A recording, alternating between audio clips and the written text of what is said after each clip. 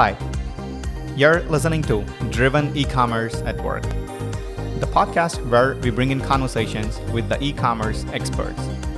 We also put together some interesting content from different places, including our monthly e-sessions, speaker series, and anything that's related to e-commerce for manufacturing and distribution.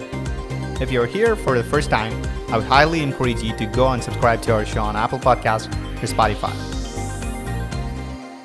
Hey, what's going on, everyone? Welcome back to another episode, and I'm your host, Shiva Kumar. Our guest today is Danielle Trombetta, Director of Brand Marketing. I'm really excited to get her on this show for this episode. Welcome, Danielle. How are you doing? Good. How are you today? Yeah, I'm doing good. So how do you usually start your day? Any interesting books to read or? For me, the way I get going in the morning is just waking up and doing a quick workout.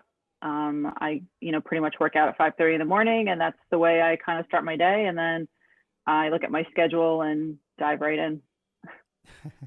Okay, perfect. So just to give a quick background to the listeners, can you tell us a little bit about yourself?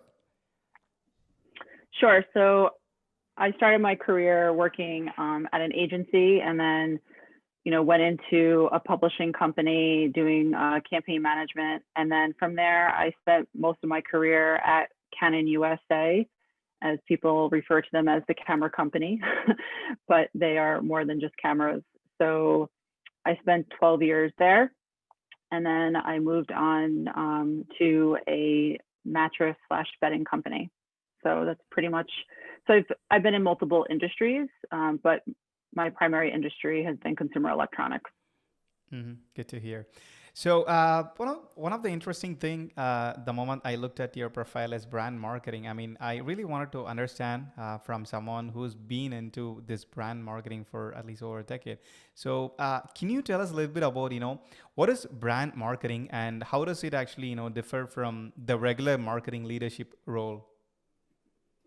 Sure. So it's really interesting because a lot of people do see that there is overlap, which there definitely is.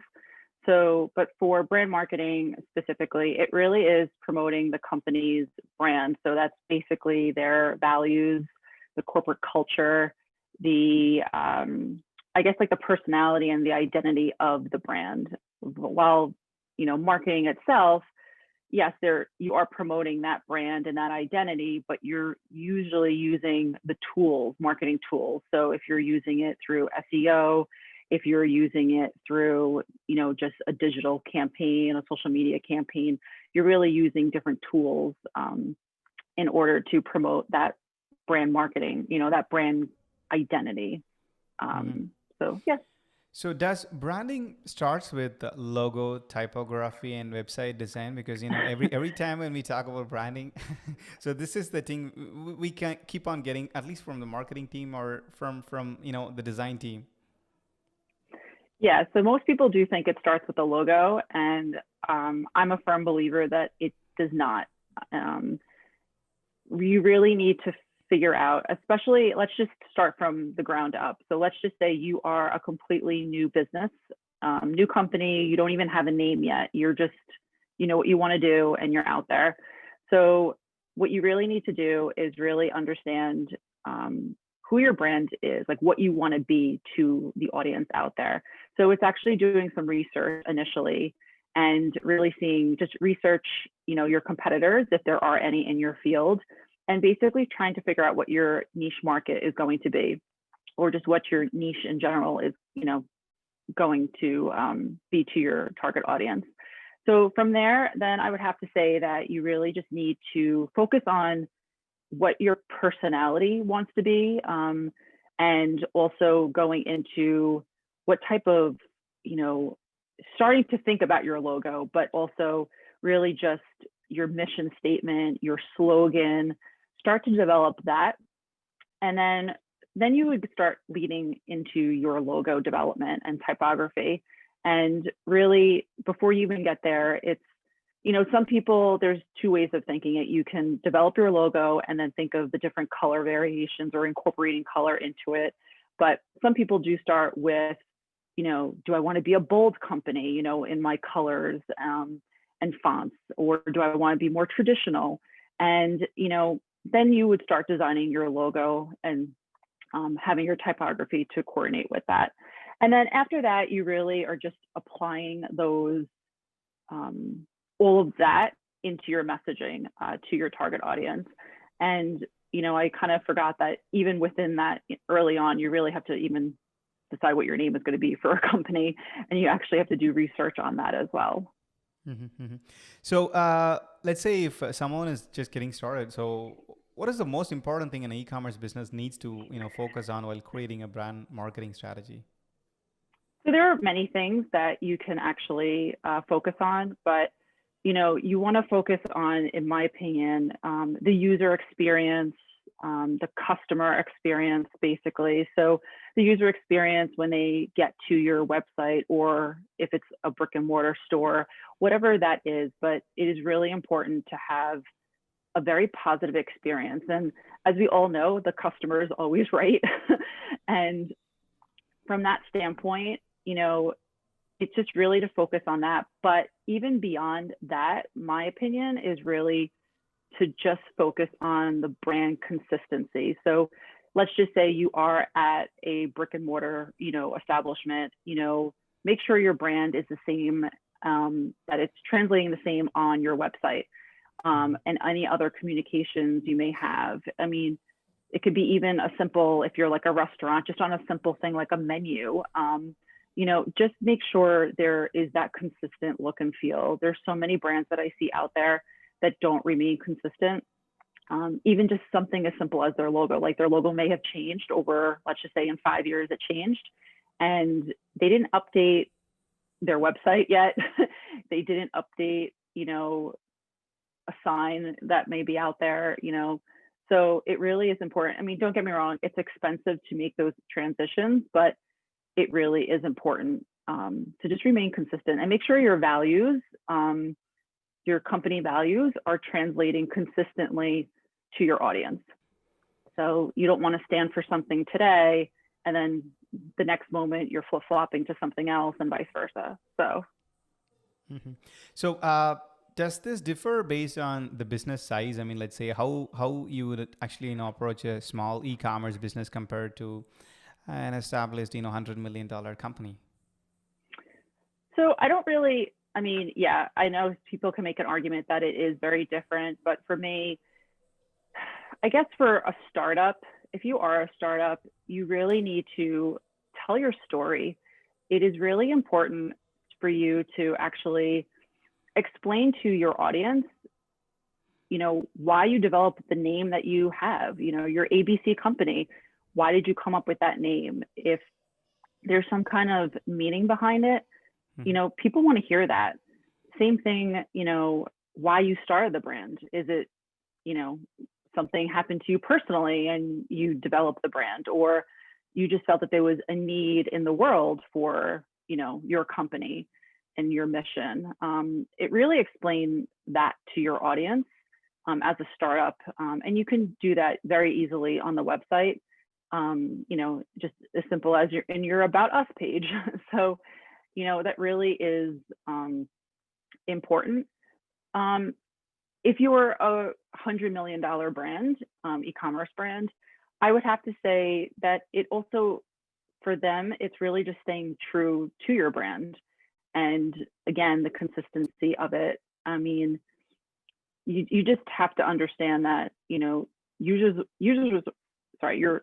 users want to see what you're doing. Also, what you're doing to, help the world be a better place. I know that seems a little cliche, but people want to see that, especially the generation that is coming up, growing today. That's what they want to see. They don't want to see that this company is making millions of dollars and they're not, doing anything with it. So I think that there's similarities. It doesn't really matter if you're a startup or a $100 million brand, but it really is, from a startup standpoint, you really just have to establish yourself more. But at the same time, if you're a brand that's been around for a while, sometimes you need to reinvent yourself, and you need to do that, at the e-commerce, basically on your website, so, and basically, I would also say, if you're a well-established brand, there's always room to grow and change something. So maybe your customer service needs help. you know, um, that's important as well to your brand. So you're always looking to find ways to improve. Hmm. Hmm. So, coming back to one interesting thing, let's say if I talk to a company, they usually say 40% of the inbound inquiries is actually from the organic, and then the rest of them, like 60, are from the paid advertisement.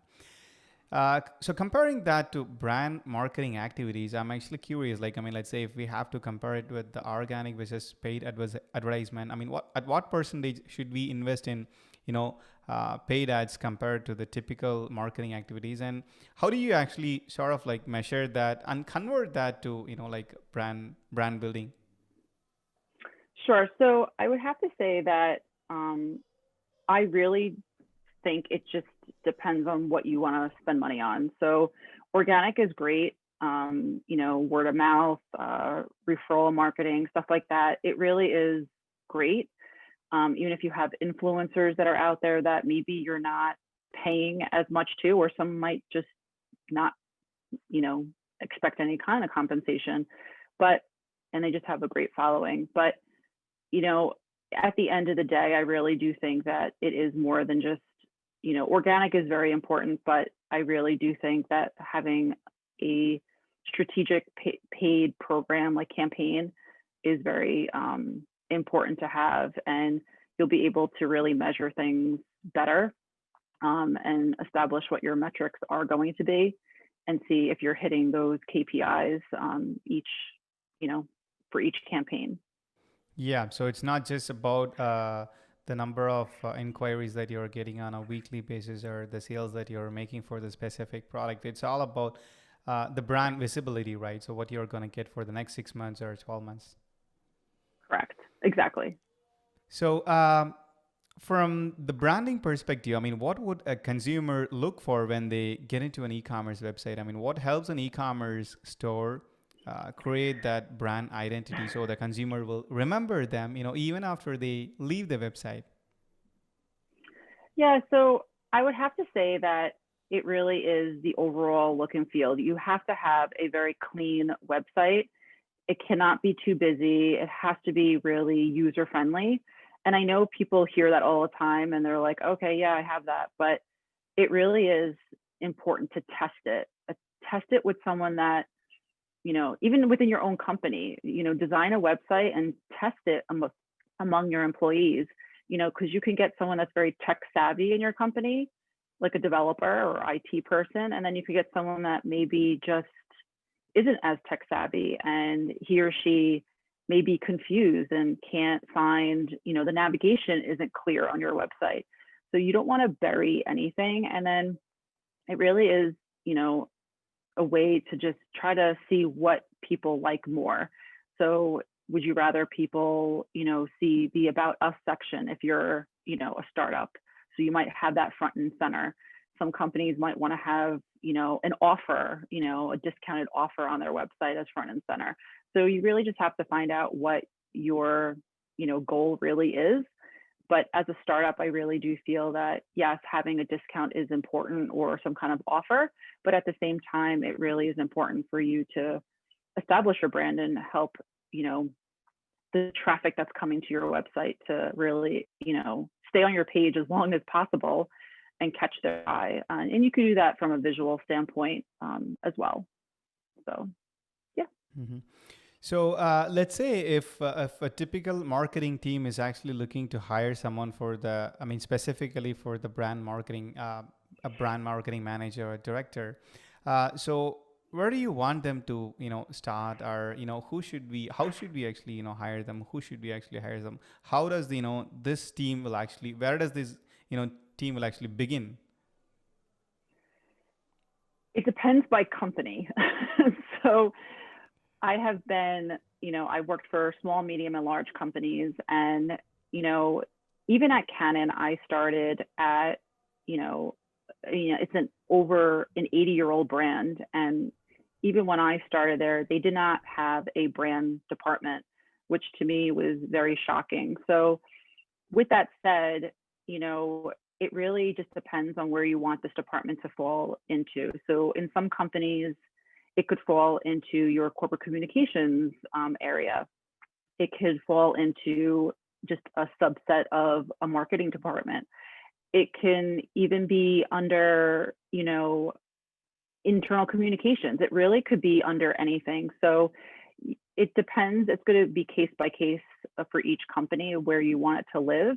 But the person, could also wear many hats. So a smaller company, that person may end up, being, doing brand marketing, but also overseeing the logo guidelines and the brand messaging for that brand, but also overseeing partnerships, let's just say, because they may not have the resources that have a designated, partnership type of department.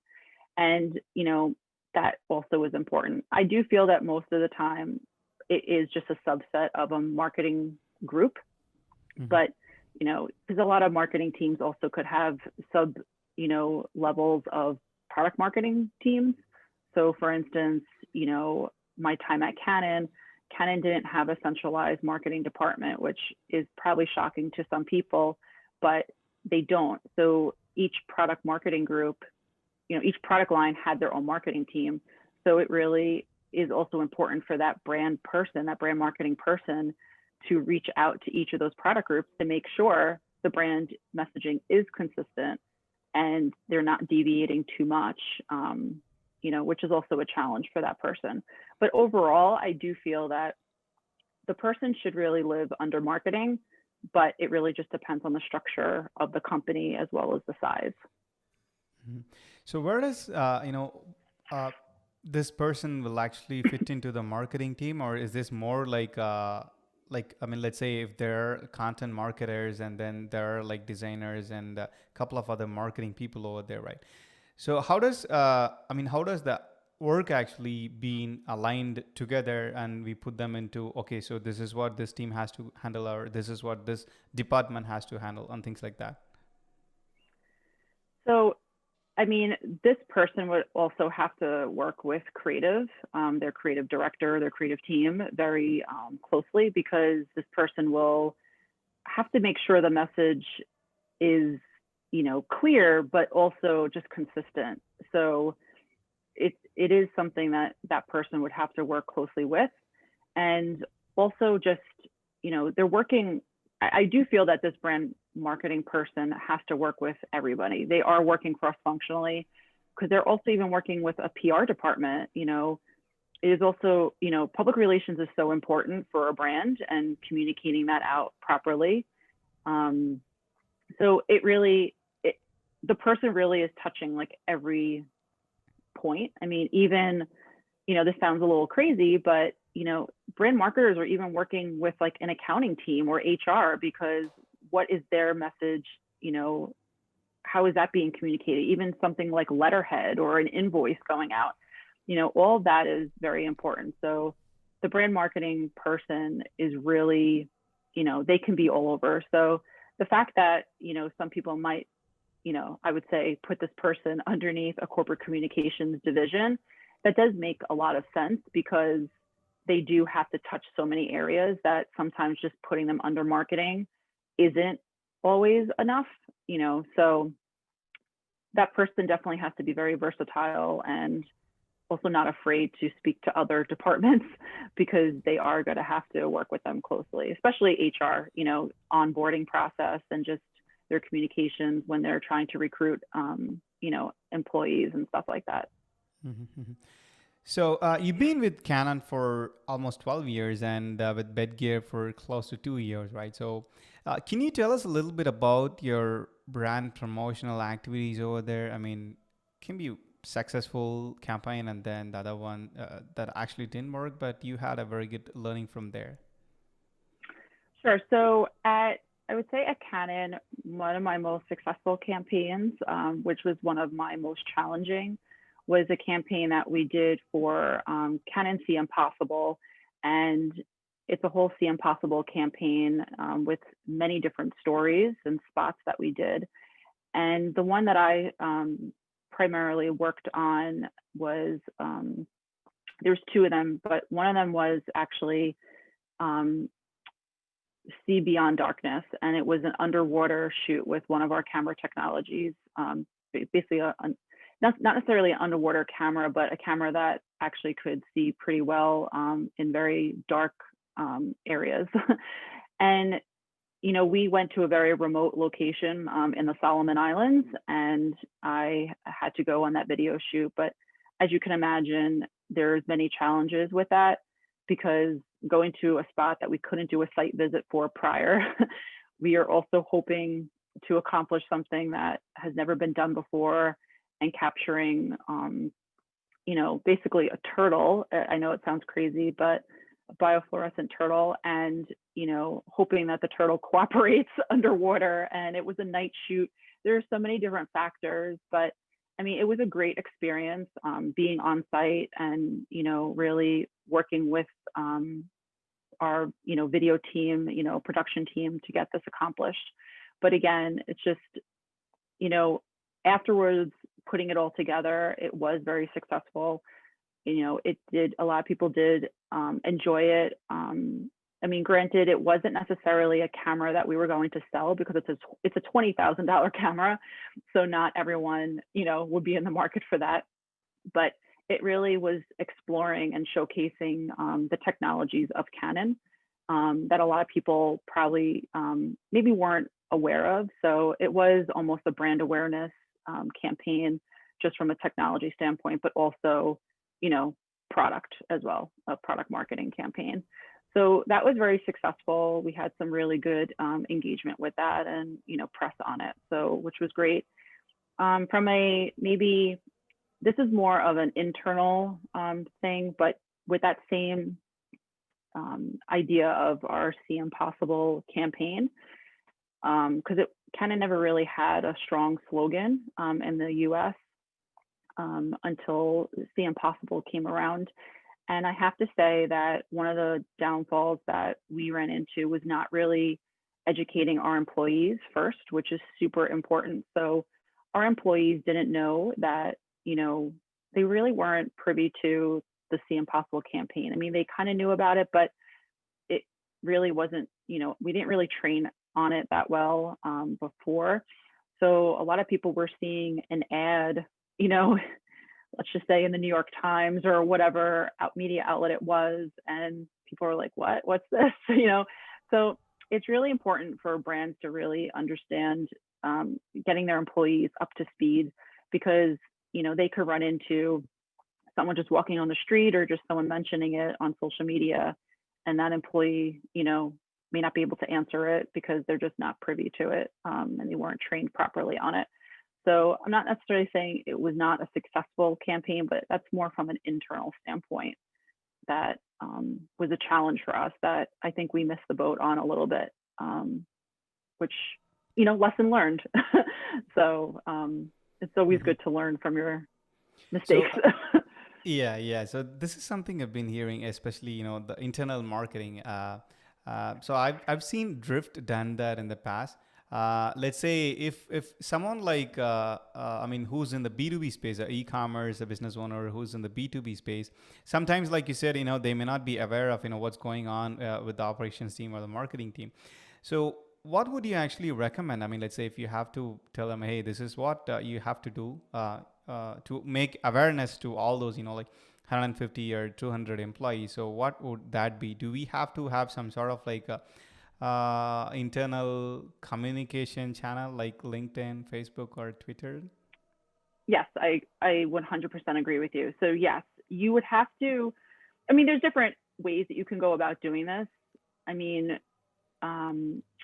From my experience, the best is to get everyone in a room or a Zoom meeting or whatever it may be. Get as many people as you can, and you could do this in different groups and segments if you need to, but really update everyone. So I would start with the people that would be affected immediately. It could be a marketing team, a marketing department, which you would think that, they may already know it, but it's good to just give a refresher, update them. Same thing with your PR team, your communications team. They all really need to know about this. And then you can start expanding that to the broader company. So everyone, your operations team or even your, accounting team, HR, everyone needs to know about this. So it really is important. The other thing that I would suggest, some people think that just notifying a division head is enough to communicate, whatever you may be doing, even if it's a slogan change or the logo changed or whatever, a new marketing campaign, whatever it may be. It really is important to send out communications to all employees. And that some employees will not read the communication, as we all know, but, find different areas. Do you have an intranet, portal that you could put a message up? An email you can send out, to your point, if you have a LinkedIn group for your employees, whatever it may be, definitely basically use every outlet possible. So just in case someone does miss it, at least you use 7 different outlets and, hopefully they read at least one of them. And then word of mouth will just start traveling anyway. Someone will be like, oh, we have a new logo or whatever, it may be. So that is really important. To your point, it is so important to make sure your employees are up to speed before you launch anything. And it's not easy. I understand that timing is not always on our side, but it is really important to have employees know that, as soon as you can communicate it, if it's not confidential in any way, if it's like a new product or something, really just educate your employees and train them as much as you can and just keep them in the loop. They want that full transparency. Your customers want it, but your employees want it as well. Yeah. The team has to spend the same amount of marketing efforts that they are doing for, the outside of the company. They have to do the same thing for the internal as well. Exactly. So what's the one thing you would like to change in marketing right now in 2020? Great question. So I don't know. Marketing is so tricky right now, just because of the situation that we're in with the pandemic. But I have to say, one of the things that I wish didn't happen, but being a marketer, I have a love-hate relationship for it, is, we have email marketing. It's been around for quite some time, but now more companies are doing text messaging, so text marketing. And I actually don't necessarily love it because, it's one thing, back in the day when you got cold calling, when someone trying to sell you something on your house phone, then it translated into your, moved on to your cell phone that you're getting, spam. And then now, your emails are getting, your inbox is getting flooded with emails. And now I feel that a lot of companies are starting to go towards text messaging. And now I feel like my texts are getting, my phone's being flooded by text messages. So, not as many people are doing that, but I do think that's going to increase in the next year, depending if they feel that it's working. But that's one thing I think I want to change, and again, everyone's trying every outlet to get their message across or sell a service or product. So, but for me, I just wish that sometimes, and again, I'm at fault for it too, but I just wish that some people would just take a break from marketing at sometimes, like, just because, now text messaging, I think is going to get crazy. Do you start blocking it? Do you unsubscribe from it? It's just another avenue that you have to worry about when in the past, it was just a phone call or an email. Mm-hmm. Okay, good. So before we wrap this up, some quick questions. So who's your favorite CMO? Can be B2C, B2B? Oh, good question. I don't really have one. I'm going to be honest. And I know that's not the answer anyone wants to hear, but I think there's pros and cons to every CMO that's out there. And sometimes I don't even think that there is a great, not that there isn't a great CMO. I just think that so many CMOs just move on. But right now I don't have a favorite CMO. And okay. I'm not trying to take the easy way out. I just don't. I feel like you can learn from every CMO out there, which is good. Okay, perfect. So since you've been worked with more of a consumer-based background for the past couple of years, I just wanted to have this question as well. So, one or two DTC company that does telemarketing in 2020. What's the DTC, question? I'm yeah. sorry. So one or Yep. two DTC company that you feel like, okay, so they're actually doing a stellar marketing activity in 2020, especially during this current 6 or 9 month timeline.